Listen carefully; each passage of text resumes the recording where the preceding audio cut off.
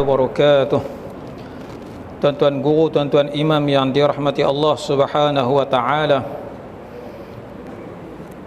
Malam yang mulia dan berkat ini, marilah kita sama-sama mulakan majlis kita dengan bacaan Ummul Kitab Al-Fatihah. A'udzubillahi minasyaitonir rajim.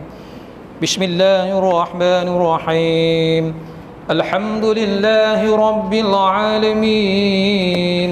الرحمن الرحيم مالك يوم الدين إياك نعبد وإياك نستعين اهدنا الصراط المستقيم صراط الذين أنعمت عليهم صراط الذين أنعمت عليهم غير المغضوب عليهم ولا الضالين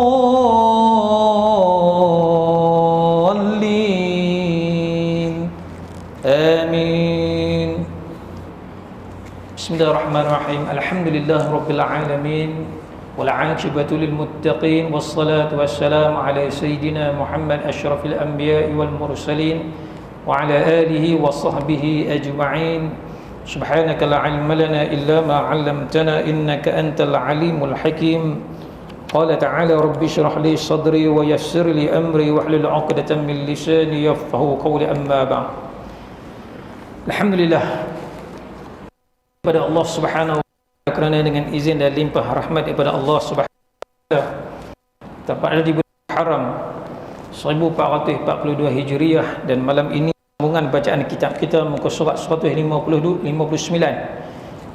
Perempuan yang ada kitab, tengok muka surat 159, Al-Faslul Ula fi Fawaidis Safri wa Niyyatuhu. Malam ini kita nak membicarakan sebuah tajuk, bab yang pertama dalam masalah faedah orang yang bermusafir. Niyyatuhu, niat orang yang bermusafir. Tuan-tuan dan puan-puan, tajuk yang cukup malam ni. Tuan-tuan dan puan-puan, dalam tajuk ini ada dikupas tentang At-Ta'un COVID-19. Ada, tuan-tuan? Sekali kita akan jumpa muka surat 160. Tuan-tuan jangan balik. Sampai waktu isyak kita berhenti. Pada minggu sebelumnya kita mempelajari tajuk bab masalah as-safar. As-safar di dalam bahasa Arab kita bermusafir. As-safaru fil batin, bermusafir dengan batin. Makna bil batin yataqarrab Allah Subhanahu wa taala, dengan kita mendekatkan diri kita kepada Allah Subhanahu wa taala. Bi makna as-safaru bil batin. Keduanya as-safaru bil zahir, bermusafir dengan cara zahir. Apa maksud zahir? Iaitu dengan tubuh badan kita berpindah dari satu tempat ke tempat yang lain. Itu maksudnya az-zahir. Dan pada malam ini kita membicarakan pula apakah faedah-faedah orang yang bermusafir, ataupun kita terjemah dalam perkataan yang lain, apakah faedah orang yang berhijrah. As-safar kita terjemah dengan perkataan apakah faedah-faedah orang yang berhijrah. Tabarakallah. Muslimin dan muslimat, ayahanda dan bunda, kakak, pakcik-pakcik yang dirahmati Allah Subhanahu wa taala. Tajuk yang cukup hebat.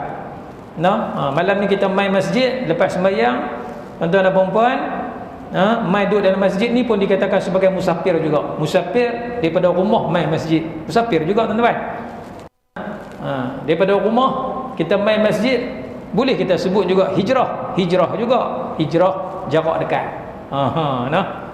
Baik. Kita baca dan kita sama-sama menghayati apakah kupasan dalam kitab ni. Bermula pasal yang pertama pada menyatakan beberapa faedah as-safar itu. Faedah orang yang musafir itu apa dia? Faedah orang yang berhijrah itu apa dia? Ada dinyatakan dalam kitab ni. Dan kelebihan dan niatnya, apakah kelebihan orang yang bermusafir dan juga niatnya. Niat musafir, niat hijrah tu mesti ada tujuan dia, bukan saja-saja. Samalah tuan-tuan dan puan-puan, main masjid nak buat apa? Nak sembahyang. Nak buat apa? Nak main mengaji. Tuan-tuan, ada niat dah. Nak turun daripada rumah tu, ada niat dah. Macam tu juga, saya main daripada rumah saya, main nak buat apa? Nak main sama-sama kita belajar. Saya belajar, tuan-tuan belajar. Pahala sama tak? Sama. Tak lebih tak kurang. Oh ustaz, lebih tak lebih lah, sama ya. Macam mana saya dapat 1000 ganjaran pahala, macam tu juga dapat 1000 ganjaran pahala daripada Allah Subhanahu wa taala. Barakallah tuan-tuan. Tak lebih tak kurang. Cuma lebih sikit lah tuan-tuan. Ada ayat kosong. Tuan-tuan tak bawa minum. Saya bawa, depa sedia kat saya boleh minum ayat kosong lebih. Alhamdulillah rezeki ya. Baik. Adapun faedah musafir itu ada 4 perkara. Ada faedah dia. Orang yang musafir, faedah orang yang berhijrah itu ada 4 perkara. Yang pertama, musafir ataupun berhijrah itu kerana menuntut ilmu. Dia berhijrah daripada satu tempat ke satu tempat yang lain tak bukan ialah untuk menuntut ilmu. Ilmu yang macam mana? Ilmu iaitu ilmu yang diredai oleh Allah Subhanahu wa taala. Ilmu yang macam tu sahaja yang mendapat ganjaran pahala daripada Allah Subhanahu wa taala. Nah, ustaz, kalau hijrah, kalau musafir juga, tapi pi menurun dapat ekor. Macam mana ustaz? Yang tu bukan dapat pahala, dapat dosa. Dapat laknat lagi daripada Allah Subhanahu wa taala. Tuan-tuan, menuntut ilmu juga. Menuntut ilmu untuk perkenal orang, yang tu dikira sebagai dosa. Yang tu tak dikira musafir yang sebenarnya. Baik. Seterusnya, kita tengok lagi, menuntut ilmu ada kalanya wajib. Ilmu ni tuan-tuan dan puan-puan, ada kalanya wajib dan ada kalanya hukumnya sunat. Dia jatuh takluk sunat. Itu dia. Apakah yang dimaksudkan wajib tuan-tuan? Wajib ni tuan-tuan dan puan-puan, bila mana kita cukup umur, cukup kemampuan kita, duduk di rumah buat apa tuan-tuan? Kita main mengaji, niat ikhlas aku nak main mengaji kerana Allah Ta'ala, maka wajib kat atas diri kita. Apakah sunat tuan-tuan dan puan-puan?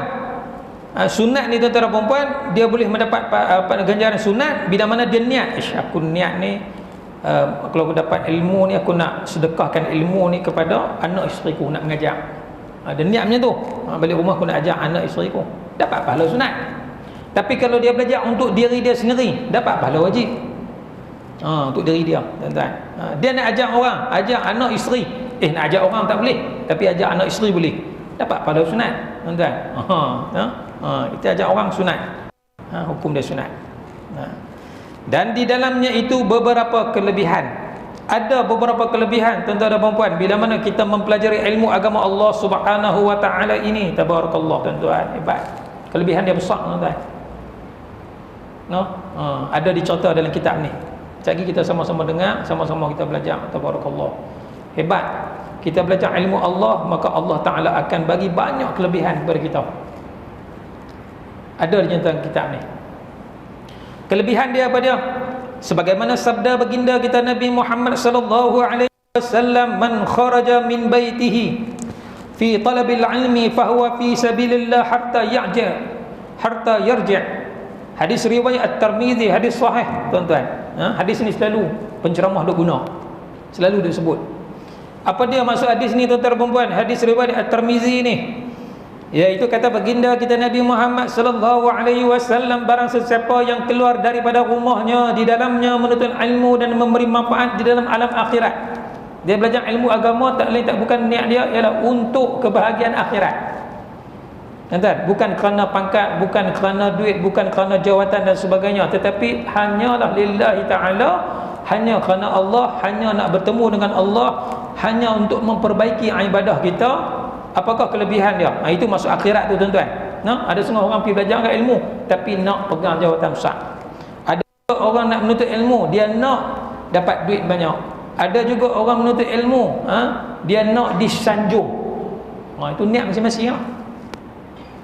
Tapi dalam kitab Surah Salikin ini, kata Imam Al-Ghazali rahimahumullahu ta'ala, dan dinyatakan oleh Abdul Somad Al-Falambani, menyatakan dia main mengaji kerana Allah Ta'ala, bukan kerana pangkat, bukan kerana duit, bukan kerana sanjungan tuan-tuan dan puan-puan, tapi kerana Allah Ta'ala, kerana perintah daripada Allah Subhanahu wa Ta'ala tuan-tuan.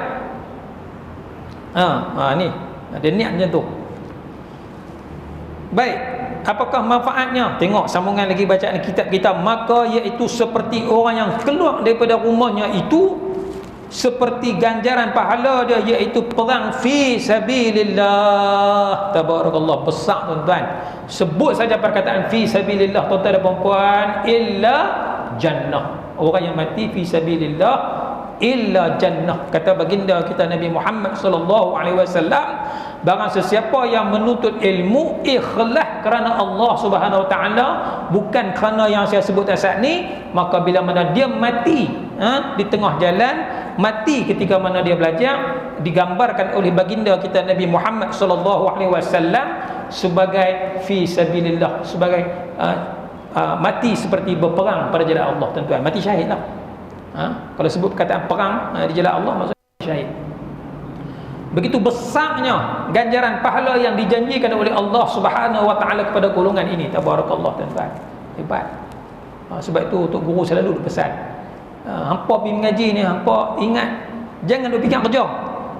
Ni pergi mengaji dah fikir kerja. Jangan duk fikir orang panggil nak jawatan, jangan duk fikir. Saya ingat Tok Guru saya mengaji Pondok Pak Ya Junaid, Batu 16. Saya mengaji Pondok Pak Ya dulu. Jangan duk fikir, mengaji dulu. Hampa habis mengaji, adalah orang panggil rezeki. Dengan Tok Guru. Ada mengaji, ada ilmu, ada rezeki. Jangan bimbang. Tuan-tuan, hebat. Tok Guru dulu dia cakap mudah ya. Dia kata yakin ke Allah Taala. Dia kata ulat dalam batu pun boleh hidup. Dia kata manusia Tuhan bagi akal. Ulat tu tak ada akal. Nak bimbang apa? Tu dia. Hebat. Kalau kita yakin dengan ilmu Allah, insya-Allah Allah Taala akan bagi rezeki. Wa may yattaqillaha yaj'al lahu makhraja wa yarzuqhu min haitsu la yahtasib. Siapa yang yakin dengan Allah Taala, siapa yang yakin dengan ilmu Allah, wa yarzuqhu min haitsu la yahtasib, Allah Taala akan memberi rezeki kepada dia min haitsu la yahtasib, yang tak disangka-sangka. Rezeki itu dia boleh mai iza kana fi shimali wa imma fi yasari, sama ada di sebelah kanan dia akan mai, sama ada di sebelah kiri. Wa imma fi fauqi wa imma fi tahta, sama ada di atas di bawah dia akan mai. Wa amma fi junub, di sebelah utara, selatan, timur, barat dia akan mai kat kita. Tabarakallah, tuan-tuan. Banyak. Tuan-tuan, betapa besarnya rezeki Tuhan bagi. Tuan-tuan, ni nak cerita sikit. Sekali kalau saya sikit ilmu. Saya nak pulang kereta, tuan-tuan. Kita beli kereta second hand ni, dia kena ada duit cagaran. Tuan-tuan, saya terangi semua kereta Honda. Kereta lama dah, tuan-tuan. Nak pijuh dia tak larat nak uzur, tuan-tuan. Macam orang, tuan-tuan. Kereta macam orang, bila mana dah lama ni dia uzur, dia kena bubuh kena bagi dia enjin, dia kena tukar semua. Saya pun nak tukar kereta baru. Kereta baru pun kereta second hand lah. Kena ada duit cagaran. Seorang hamba Allah ni, tuan-tuan dan perempuan, dia kata apa, Ustaz nak tukar, tak apa. Ustaz kena bayar road tax, insurans, cagaran, jumlah semua 9,000. Saya kata terselok sikit ya, terselok ni maksud dia garu kepala. Sampai 9,000 ni kata banyak. Sebunyi ish tu panjang. Kan ish. Teringin tapi ish tu ada. Saya nak beli kereta baru. Saya nak beli kereta lain, kereta baru. Kereta baru tak kena bayar, orang panggil tak ada muka kita kata apa? Tak gaduh apa? Cagaran, tuan-tuan. Tak gaduh cagaran. Kalau kereta lama, tuan-tuan, dia kena ada cagaran. Bank nak tengok kemampuan. Saya duit ada, tapi saya buat berlakon duit ada. Kita kena cerdik, tuan-tuan. Tuan Haji hebat, Tuan Haji dia pensyarah, tuan-tuan. Dia bisnes, dia duit banyak. Tuan Haji ni kemah ni, hebat ni. Dia kata saya rasa berat ni masa. Tak apa. Ustaz punya baca tak apa. Saya 7,000 saya bagi duit cagaran kat ustaz. Tuan-tuan. 7,000 tuan-tuan duit cagaran. Debuh dalam akaun saya, tuan-tuan. Baik. Itu rezeki. Wa may yattaqillaha yaj'al lahu makhraja wa yarzuqhu min haitsu la yahtasib. Ni rezeki, tuan-tuan. Tu hebat. Baik, sambungan lagi bacaan kitab kita tuan-tuan. Sambung lagi. Itu sebagai mukadimah sikit nak contoh rezeki Tuhan bagi. Baik.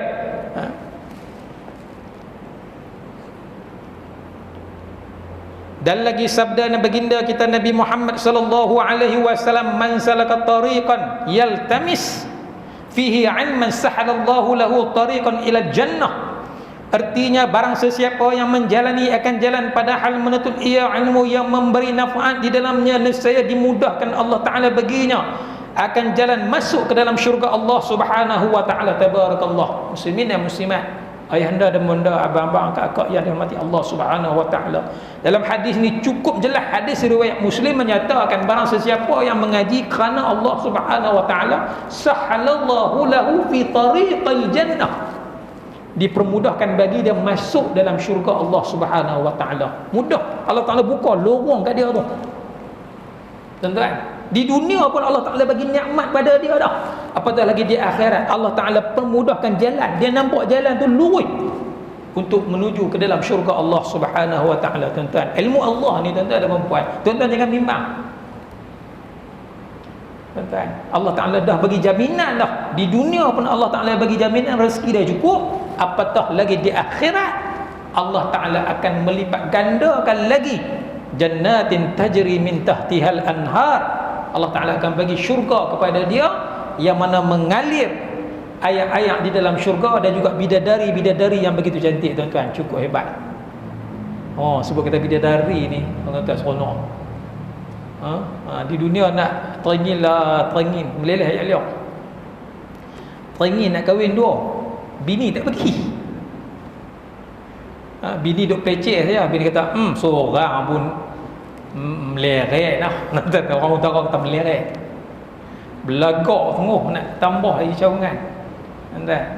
Belagak, teringin sungguh.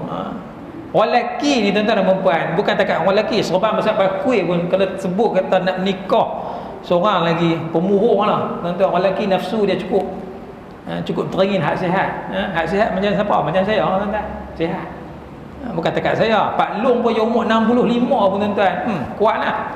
Tambah kahwin umur 25 lagi dia kuat lagi. Dia jadi muda terus tuan-tuan. Daripada umur 65 dia tukar dia tuan-tuan. Jadi orang panggil 25 lagi semangat. Kahwin orang muda dia jadi muda tuan-tuan, semangat tuan-tuan. Tapi bila mana Allah Ta'ala jamin masuk dalam syurga, tuan-tuan, apa bidadari ni mai kipas kita, malah kita berbuat apa yang kita nak tuan-tuan. Ditanya ulama, tuan-tuan ada apa ni keluar tajuk tu dia. Ni ustaz ni dia ilmu Tuhan bagi, dia teringat baca kitab, dia teringat. Ditanya oleh seorang perempuan, ditanya oleh seorang sahabat kepada Nabi, ya Rasulullah, adakah isteri kita tu dia rasa cemburu? Jawapan dia, tak cemburu langsung, sikit tak cemburu. Sebab dalam syurga nikmat yang cukup hebat, dia rasa gembira lah dengan nikmat yang Allah Ta'ala bagi. Kemudian tu kalau suami dia nak kahwin banyak mana pun dalam syurga, tuan-tuan dan perempuan, 10 orang ke 20 orang ke sekaligus ke apa ke, dia jadi tak ada perasaan tuan-tuan. Dia jadi macam biar pi kat dia. Aku dan syurga terlampau seronok dah, tak tahu nak sebut tuan-tuan. Tapi di dunia jangan mereka tuan-tuan. Silap-silap hari bulan terkalih periuk tuan-tuan. Sebulan tu pakai makan luar lah. Tuan-tuan, sebulan tu tera nak pujuk, tera nak berayat, makan nasi luar lah tuan-tuan. Lepas tu tak apa, sejuk. Baik, sambungan lagi. Tu contoh tuan-tuan, Baik, itu nikmat syurga tuan-tuan yang tak boleh kita bayangkan tuan-tuan dan puan-puan. Cuma digambarkan oleh baginda kita Nabi Muhammad sallallahu alaihi wasallam yang begitu hebat.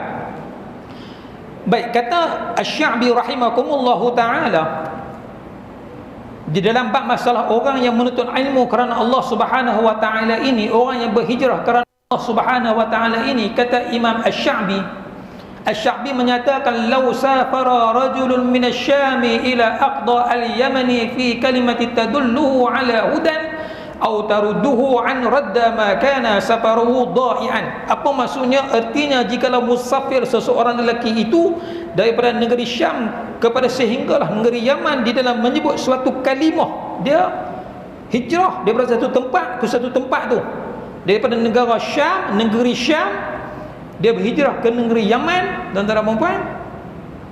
dia hanya dapat menyebut satu kalimah saja, tuan-tuan, yang menunjukkan atas dia itu untuk mendapat petunjuk. Satu kalimah yang memberi petunjuk kepada dia, tuan-tuan. Dia cuma ingat satu ilmu. Oh, hijrah jauh, dapat ilmu satu maksud dia dapat sikit ya, tuan-tuan. Patutnya musafir jauh, berjalan jauh nak ilmu, mesti dah dapat ilmu banyak kan, dia tak? Tapi dia cuma dapat satu ilmu ilmu sikitnya, tuan-tuan. Dia cuma dapat ilmu petunjuk daripada Allah Subhanahu Wa Taala saja. Ilmu yang jenis macam tu ya, tuan-tuan. Ataupun menolakkan ia akan dia daripada kejahatan. Dia dapat ilmu bagaimana nak menolak daripada kejahatan, tuan-tuan. Nescaya, tuan-tuan, tiada di perjalanannya itu hilang dan tiada disia-siakan dia. Maka orang yang macam ini, kata Imam Asy-Sya'bi rahimakumullahu ta'ala, maka hidup dia sempurna, tuan-tuan. Dia belajar ilmu bagaimana nak menjauhkan daripada dosa. Dia belajar ilmu tak lain tak bukan kerana Allah Subhanahu Wa Ta'ala, untuk mendapat petunjuk daripada Allah Ta'ala. Maka hidup dia ini dinyatakan oleh Imam Asy-Sya'bi rahimakumullahu ta'ala, dia ini hidup dia tiada sia-sia. Maksud tiada sia-sia ni maksudnya tak rugilah. Dia dapat petunjuk dan juga hidayah daripada Allah Ta'ala. Orang macam ni orang yang sempurna, orang yang hebat. Dia tak belajar banyak ilmu, dia belajar satu ilmu ya, tuan-tuan. Ilmu menolak kejahatan. Dan setengahnya lagi, tengok sambungan bacaan kitab kita. Dan setengah lagi daripada faedah al-musafir itu, orang yang musafir itu mengetahui akan perangai yang baik dan juga jahat. Dia musafir tak lain tak bukan dia nak mengkaji, dia nak mempelajari perangai, wa imma perangai yang baik, wa imma perangai yang jahat. Bila mana dia musafir, dia berhijrah satu tempat ke satu tempat lain, dia boleh kenal. Oh, rupanya mai ni corok tokku ni baguslah, bagus. Apa ni, lepas apa ni, apa contoh apa, lepas sembahyang Isya sekali lagi ada tahlil. Lepas tahlil lagi ada boleh ambil surah sebungkus. Tuan-tuan, dia boleh tahu perangai masyarakat di sini ni bagus, suka buat tahlil, tuan-tuan. Ada kenal seronok, tuan-tuan. Dia belajar yang tu bagus. Dia mai sama-sama, mai buat tahlil sama-sama, mai berdoa bersama-sama. Maka dia akan mendapat kebaikan daripada Allah SWT, sebab bergui dengan orang yang baik. Tapi kalau dia berhijrah satu tempat ke satu tempat yang lain, dia berkawan dengan orang yang tak jenis, tuan-tuan. Orang utara kata tak jenis. Tak jenis ni maksudnya tak guna sekupang, tuan-tuan. Orang yang teruk lah, tuan-tuan. Duk kena daun ketum, tuan-tuan. Orang yang orang panggil geng nombor ekor, geng duduk pulas orang, tuan-tuan. Geng alung, dia duduk kawan geng-geng jenis tu, tuan-tuan. Maka orang yang macam ni, maka hidup dia adalah sia-sia. Sia-sia ni maksudnya rugi. Sebab dia campurkan diri dia ke arah kejahatan, rugi. Macam kita main masjid, kita berkawan dengan geng masjid, tuan-tuan. Untung kita duduk dalam masjid, geng masjid. Geng masjid dapat dah 1000 pahala. Malam ni kita dapat seorang 1000 pahala. Bukan RM1000, 1000 pahala. Nabi kata dapat 1000 pahala, banyak. Tuan, duit nak buat apa? Mati bukan boleh masuk lubang kubur, tuan-tuan. Kemudian tu boleh dihapuskan 1000 dosa. Dapat 1000 pahala, buang 1000 dosa, Nabi kata. Dan hebat. Kita mengaji niat yang tu kan niat lain. Duit ni, tuan-tuan, dalam bank tu tolak orang hak kita. Dah cabah dah nak buat apa lagi. Umur 60, 70, tuan-tuan, ada perempuan. Bukan nak makan banyak mana dah, tuan-tuan. Dia nak maji dah. Makan nasi, ikan tenung, buah sayur, cukup. Sekali kena pulut dengan ikan kering, cukup. Sedap lah tu, tuan-tuan. Kena